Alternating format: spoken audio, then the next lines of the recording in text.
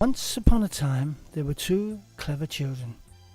John was 6 years old and Annie was 4 years old.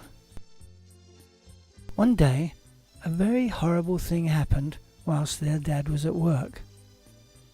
Their dad worked at a farm shop, which is about a 30-minute drive from where they all live. He is the team leader in the butcher's section and has to wear special clothes for hygiene purposes when he is cutting the meat. He also has to use very sharp knives for doing this kind of work, which only highly trained and skilled butchers should use. In the early evening, after their mum had collected them from school, they had gone into the conservatory and changed from their outdoor shoes into their slippers and put them in their proper places. They then went into the house and changed from their school uniforms into their play clothes, being careful to hang their uniforms in the cupboard so that they don't get creased and are ready to wear the following day for school. Mums are always busy doing the ironing, the cooking, the shopping, the housework, and many other things that need to be done in the house.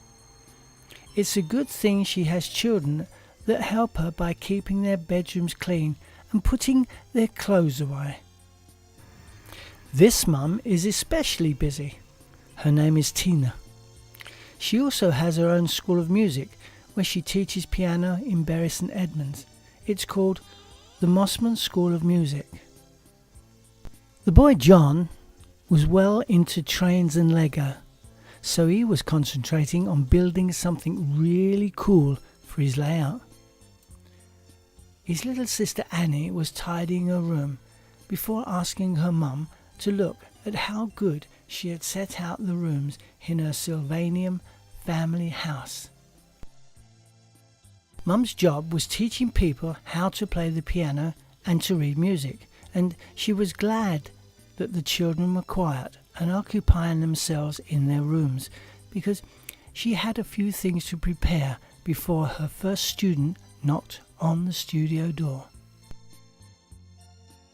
Walking fast towards the stairs leading down to the studio, she tripped and tumbled head first, bumping her head on the way down, which led to her being knocked unconscious.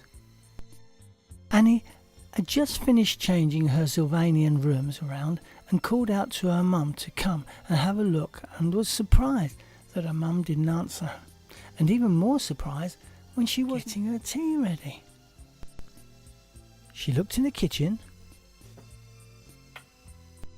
she looked in the lounge, then in the dining room. She was getting worried now because she couldn't find her mum anywhere. She was about to look outside in the garden when something told her she should ask her brother to help her look for mum. She was getting very tired and needed help, so she knocked on John's door and said, "Where's mum gone, John?" "I don't know. She's probably getting the tea ready," said John. "No, she's not. I can't find her anywhere." So he said, "Wait a minute and we'll go and look for mum."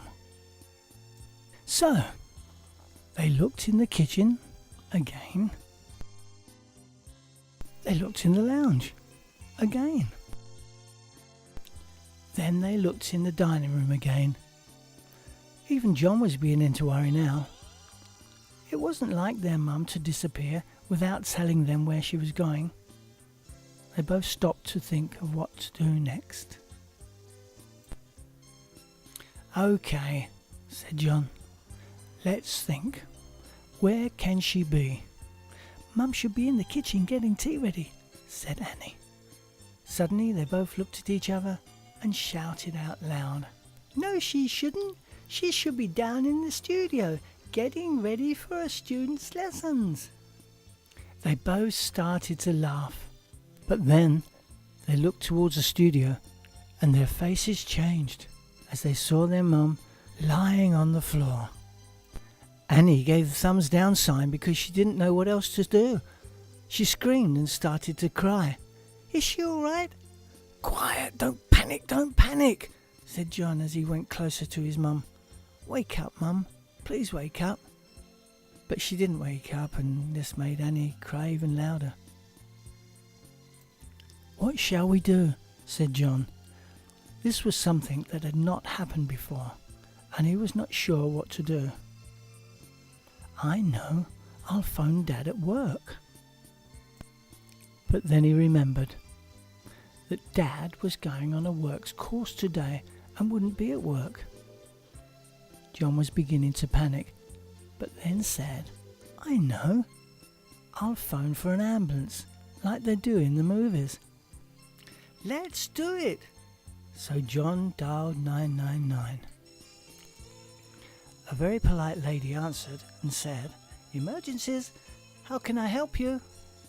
John was a bit shy at first because he wasn't used to talking to strangers on the telephone and wasn't quick to reply to the nice lady. But then he said, "Help us, please. We need an ambulance. Our mum has fallen down the stairs and she's unconscious." "Is she breathing?" said the nice lady. "Yes, but she's not moving and she looks very white." "What's your mum's name?" "Her name is Tina," said John. "And where do you live, John?" "We live in Bury St Edmunds," said John. Unbeknown to John and Annie, as soon as he had said that they lived in Bury St Edmunds, and while still talking to John and Annie, the nice lady had transferred this information to the paramedics. "Emergency room to ambulance paramedics. Emergency room to ambulance paramedics. Over." "Paramedics to emergency room. Paramedics Williams and Trent speaking. How can we help you? Over." "Emergency room to ambulance paramedics. A young man in Bury is in need of assistance. Over." "Paramedics to emergency room. We're on our way. Over and out." Talking again to John, the nice lady said, "What is your name, young man?" "It's John," he said. "How old are you, John?" "I'm 6 years old," he said in his best grown-up voice. "Are you on your own?" said the nice young lady. "My sister is here, but won't stop crying. Her name is Annie, and she's only 4 years old. She'll be 5 years old on the 12th of October. Can you give me your address, John?" "It's opposite the vacuum cleaner shop." John knew this because Mum and Dad had bought a vacuum cleaner from them just 2 years ago. "And can you tell me your telephone number, John?" He was looking at his mum lying on the stairs, looking very poorly, and said, "Please hurry. My mum's not very well." And he wasn't concentrating on what the nice lady had said. He started to say the number. It's 0121, but everything was a muddle. He couldn't stop looking at his mum, and Danny was still crying. He just couldn't think. But then suddenly it became clear to him. It's 01284 386 331. And then he remembered that his address and his mum's mobile number was written on the fridge door, next to his dad's mobile number, and so he was able to tell the nice lady. "That's very good, John," said the nice lady. "Now listen, John.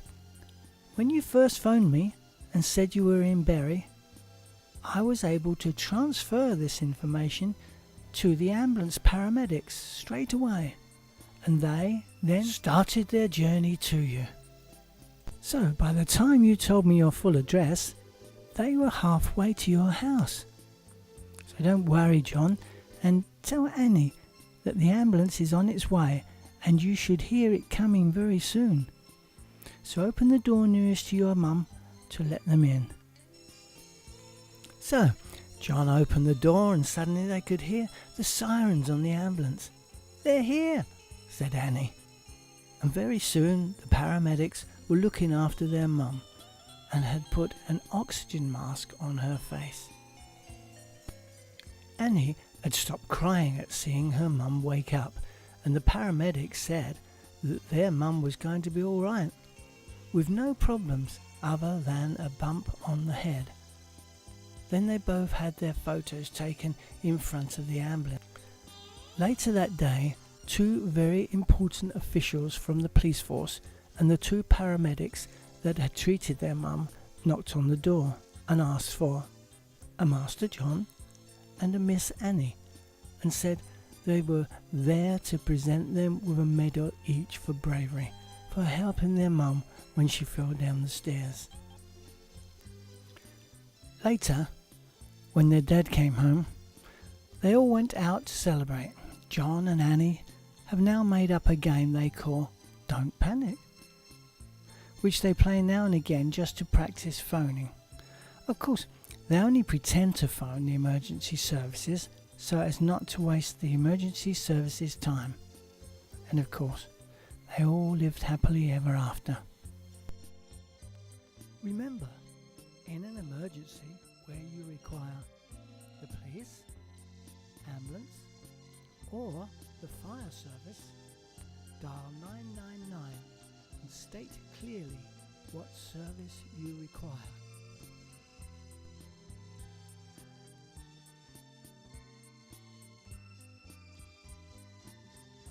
This story is a message to all children. Do you know your address and telephone numbers? And could you phone the emergency services in an emergency like John and Annie did?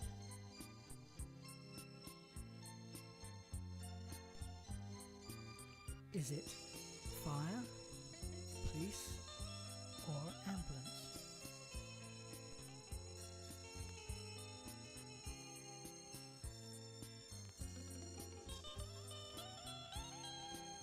If you would like to read this story to your children, or maybe get them to read it to you, click on to Don't Panic, the book.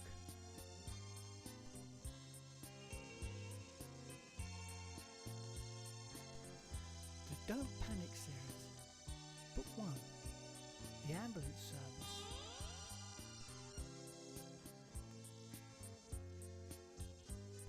If you have enjoyed this story, click on to Book 2, The Fire Service.